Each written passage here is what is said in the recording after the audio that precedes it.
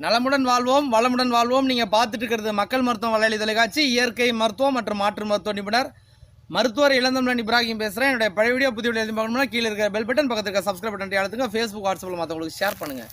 நம்ம பார்க்குற விஷயம் என்னென்னு பார்த்தீங்கன்னாக்கா, தர்பூசணி பழம் சாப்பிடாதீங்க அப்படிங்கிறது தான். அது எந்த தர்பூசணி அப்படிங்கிறத பார்ப்போம். என்ன காரணம்னா, வெயிலுக்கு ஒரு மிக நல்ல உயர்ந்த உன்னதமான ஒரு பழம் அப்படின்னு பார்த்தா தர்பூசணி. ஏன்னா உடனடியாக மற்ற பழங்கள் மாதிரி நீங்கள் ஜூஸ் எடுத்து வச்சிங்கன்னா கூட மற்ற பழங்கள் வந்து ஒரு குளுமையை காட்டாது. ஆனால் தர்பூசணி பார்த்தீங்கன்னா நீங்கள் கட் பண்ணி மிக்சியில் போட்டு அடித்து ஒரு ஜூஸ் மாதிரி எடுத்துட்டிங்கன்னா உடனே லைட்டாக ஒரு குளிர்ச்சி இருக்கும், ஒரு இனிப்பு இருக்கும், குடிக்கிறதுக்கு ஒரு நல்ல தாகத்தையும் அடக்கும், ருசியும் இருக்கும், எல்லாமே இருக்கும். ஆனால் இதில் என்ன ஒரு பிரச்சனைனா, அதில் ஹைப்ரிட் இன்றைக்கி அதிகமாகி போச்சு. காரணம் என்னென்னா, அந்த பழங்களுடைய உற்பத்தி குறைஞ்சிருச்சு.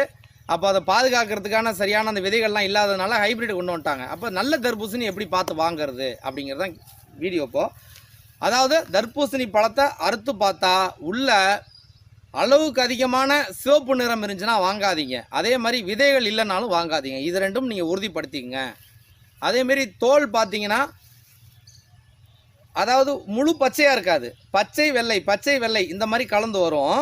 உள்ளே கட் பண்ணால் முழுசாக சிவப்பாக இருக்காது, அரை சிவப்பாக இருக்கும், விதைகள் இருக்கும். இது மூணும் உறுதிப்படுத்திங்க.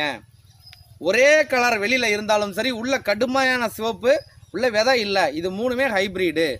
அப்போ நீங்கள் வந்து என்னதான் இவங்க வந்து ஒரு மருந்து போட்டு ஃபெர்டிலைசர் போட்டோ இல்லை வந்து ஒரு பூச்சி மருந்து அடித்தோ வளர்த்துருந்தா கூட பரவாயில்ல.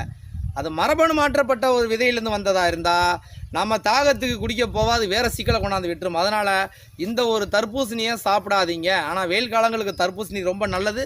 ஆண்மை சம்மந்தப்பட்ட விஷயங்களுக்கெல்லாம் கூட ரொம்ப நல்லது. நான் ஏற்கனவே சொல்லியிருக்கிறேன் எப்படியெல்லாம் சாப்பிட்லான்ட்டு.